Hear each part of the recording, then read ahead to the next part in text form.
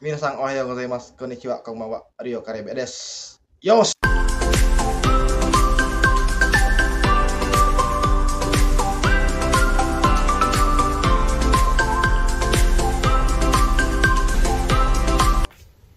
Oke, assalamualaikum warahmatullahi wabarakatuh. Teman-teman, balik lagi di channel gua Ryo Karebet. Semoga teman-teman dimanapun kalian berada selalu dalam lindungan Allah Subhanahu wa Ta'ala, sehat dan dilancarkan rezekinya. Amin amin ya rabbal alamin. Oke, teman-teman, di video kali ini gue bakal nge-share, bakal cerita apa yang menjadi pertanyaan dari temen gue gitu kan.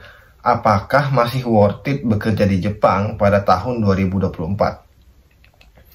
Oke, kita bahas mulai dari kurs yen ya. Kalau untuk saat ini pada tahun 2024 ini terupdate bulan ini ya, itu dimana kurs yen itu 1 yen itu adalah 100 rupiah, bahkan kemarin sempat 99 rupiah. Yang mana kalau kita bandingkan pada tahun 2022 itu nilai kurs yen itu 1 yennya itu bisa tembus 116 rupiah. Jadi kalau dilihat dari aspek nilai tukar yen itu sudah nggak worth it teman-teman ya. Karena kalau dibandingkan tahun 2022 2023 selama saya di sini gitu kan, 2024 ini adalah kurs yen teranjlok ya teman-teman ya.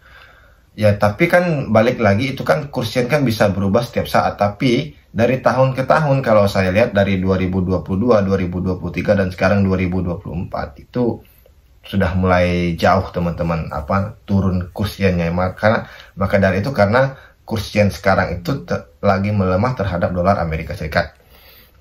Jadi yang biasanya kalau kita kirim uang itu sekitar 100.000 yen, itu kalau pada tahun 2022 itu masih dapat sekitar, kalau 100.000 yen ya, itu masih dapat sekitar 11 juta.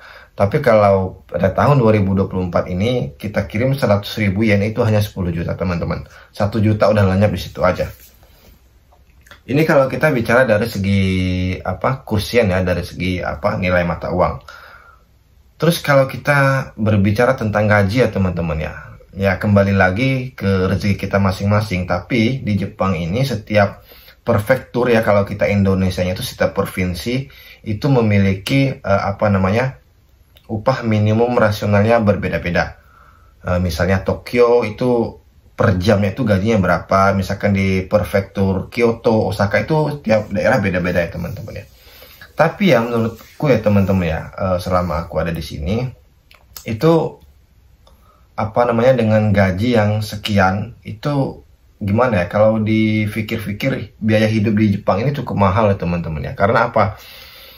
Contohnya kita untuk makan ya teman-teman ya. Ini kalau di sini buat makan aja itu udah 40.000 yen itu kalau kita benar-benar hemat itu 40.000 yen itu baru nggak keluar kemana-mana. Jadi kita kayak cuman makan gitu. 40.000 yen tuh kayak cuman makan. Terus belum lagi pengeluaran air, listrik, gas, dan lain-lain sebagainya. Itu menurutku udah nggak worth it sih dengan gaji yang ibaratnya misalkan gaji pokok kita 170.000 yen. Itu belum potongan asuransi, belum potongan uang pensiun, itu udah nggak worth it sih teman-teman ya. Tapi ya namanya rezeki kita syukuri, kan harus kita syukuri. Kalau kita bandingkan dengan Indonesia, siapa sih yang mau bayar kita dengan gaji kayak 12 juta per bulan? Itu kan susah gitu kan, kecuali kita emang punya kecerdasan dan punya legalitas yang tinggi untuk mencapai mendapatkan gaji yang tinggi ya teman-teman ya. Kalau dilihat dari negara-negara lain, Jepang seperti sekarang, Taiwan udah melawan ya gajinya teman-teman ya, bisa tembus 15 juta. Makanya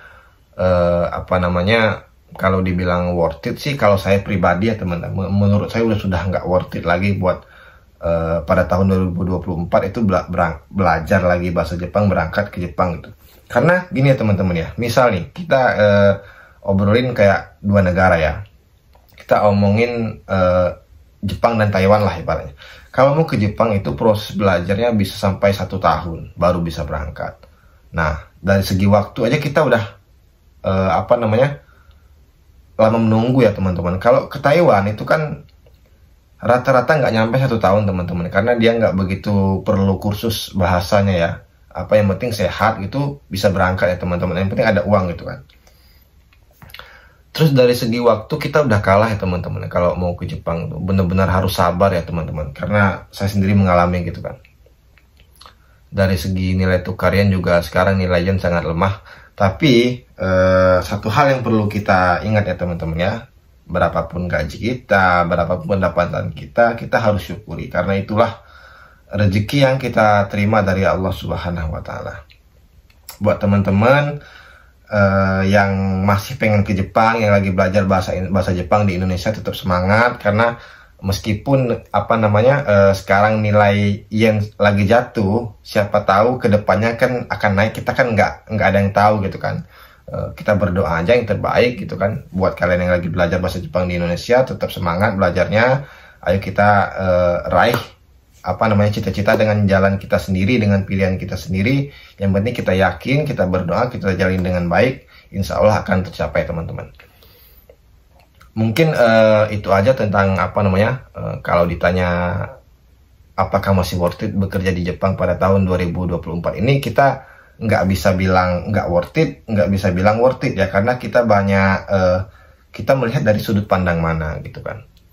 Kalau kita melihat dari sudut pandang rezeki, berapapun rezeki yang kita terima, kita bersyukur. Apalagi ada yang teman-teman yang memang benar-benar cita-citanya pengen kerja di Jepang, itu kan masih sangat worth it kok. Tapi kalau kita membandingkan dengan negara lain seperti Korea, Australia, itu memang nggak worth it sih, karena memang jelas dari segi gaji pokoknya pun berbeda ya teman-teman ya.